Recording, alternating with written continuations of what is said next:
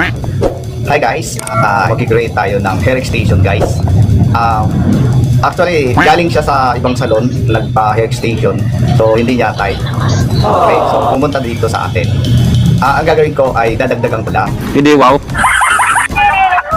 So, abangan nyo. Alright. Tumabot na ako ng panyaman ko na hindi pa rin ako nasatisfied eh. Parang ganyan kakapal tong akin eh, 100 daw.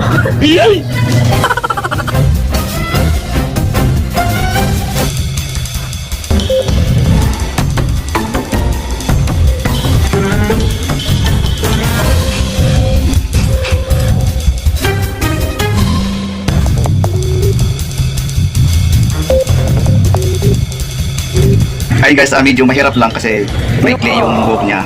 So, kailangan talaga magtyaga lang. So, kuha tayo ng panglap. Hindi kita matutulungan. Suluhin mo yan. Lahat.